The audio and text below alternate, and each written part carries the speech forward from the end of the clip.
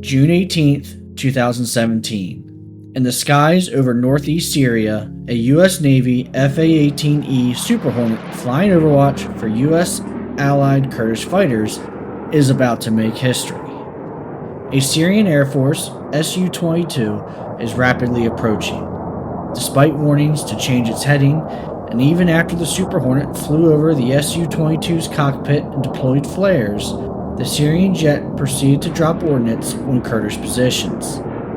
With the rules of engagement criteria having been met, the Super Hornet engages and shoots down the Su-22. It marks the first manned air-to-air kill by the U.S. military in the 21st century and the first such engagement since 1999. In this video, I plan to go over the Shootdown Incident in detail, including examining the gun camera footage from the engagement. First, we need to look at the geopolitical situation that ultimately led to the incident. In Syria, a civil war has raged since 2011 between government forces under dictator Bashar al-Assad and various rebel groups, including Kurdish fighters in the northeastern part of the country. By 2014, the entire country was embroiled in war from one end to the other. This led to ISIS gaining a foothold in the country due to the destabilization. In June of 2014, ISIS launched a major offensive into Iraq, as well as against Syrian government and Kurdish forces, taking large swaths of territory. This prompted the United States to form a coalition to begin launching an air campaign to slow, stop, and eventually reverse the gains made by ISIS. The bombing campaign would hit ISIS targets in both Iraq and Syria, though there was no formal agreement for the U.S. to fly into Syrian airspace to conduct these air raids. Given that the campaign was indirectly helpful to Bashar al-Assad's regime, Syrian forces did not interfere with coalition forces. U.S. forces also did not attack Syrian government troops. In addition, the U.S. began to assist rebels within Syria by supplying weapons and training them both to fight ISIS as well as the Syrian government. The Kurds were perhaps the most important of these rebel groups.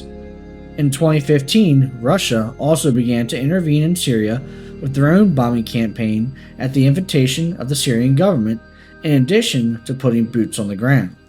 Russia's campaign was not limited to ISIS, but also targeted rebels as well in order to help prop up the al-Assad regime. Iran also aided the Syrian government as well in the form of equipment, training, and boots on the ground. This made for a very complicated quagmire, and with so many moving parts, especially in the air, incidents were bound to happen. In November of 2015, a Russian Su-24 was shot down over Turkey by a Turkish F-16 for reported airspace violations after being warned to divert course. In September of 2016, the U.S. and coalition allies misidentified a column of trucks and armored vehicles as ISIS units and launched 36 airstrikes on the column. As it turns out, it was a Syrian army column and resulted in heavy casualties among the Syrian forces. These incidents served to increase tensions and distrust between both sides.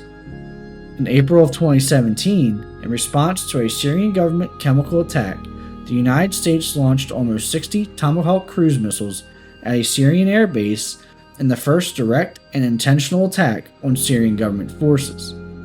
On June 6, 2017, the U.S. launched around 20 airstrikes on government forces that had approached a U.S. base in eastern Syria, leading to more inflamed tensions that leads us to the incident on June 18, 2017. On that date, Syrian government forces had attacked Kurdish forces near the town of Jadin, prompting the U.S. to scramble 2 F-A-18E Super Hornets and 2 F-A-18C Hornets, provide a show of force as well as overwatch and close air support to Kurdish forces on the ground. Around this time, a Russian Su-27 fighter entered the area, likely to monitor the situation. The aircraft did not act aggressively or otherwise attempt to intervene. While one of the Super Hornets and both of the Hornets were prepared for any close air support missions, the remaining Super Hornet, piloted by Lieutenant Commander Michael Mob Tremel, was monitoring the Russian Su-27 when a second aircraft appeared on his radar, which was identified as a Syrian Air Force Su-22. The Su-22 was a relic from the Cold War, being nearly 50 years old by 2017, and was primarily a close air support and ground attack aircraft. Tremel began to issue warnings to the Syrian jet to divert its course to no avail. His next course of action was to do a flyby over the cockpit of the Su-22 and deploy flares. This too did not deter the aircraft. The aircraft then descended and dropped 2 bombs on Kurdish forces. At this point, after the Su-22 had been warned several times and had now engaged U.S. allied troops, Tremel was cleared to engage the Su-22, which is where the gun camera footage picks up. Tremel first fired an AIM-9X Sidewinder, which the Su-22 successfully defended against via flares.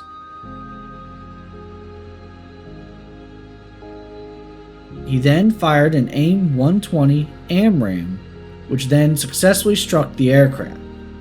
The Syrian pilot successfully ejected, and the Russian Su-27 did not engage or interfere.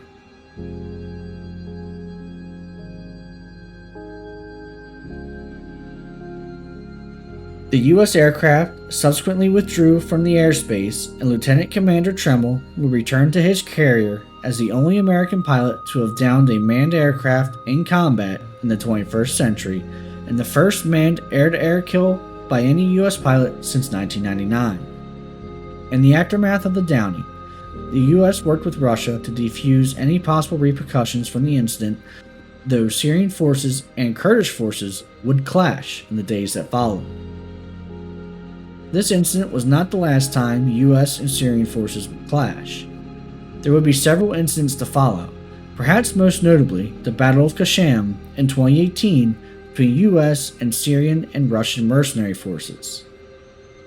While the Shootdown Incident is relatively minor in the grand scheme of things, it still managed to get a slight nod in Top Gun Maverick. The invite went to anyone. Fellas, this here's Bagman. Hangman. Whatever. You're looking at the only naval aviator on active duty with a confirmed air-to-air kill. Stop. Mind you, the other guy was in a museum piece from the Korean War. Cold War. Different wars, same century. Not this one. I hope you enjoyed this video, and let me know of any other topics you'd like me to cover in the future, and I'll see you on the next one.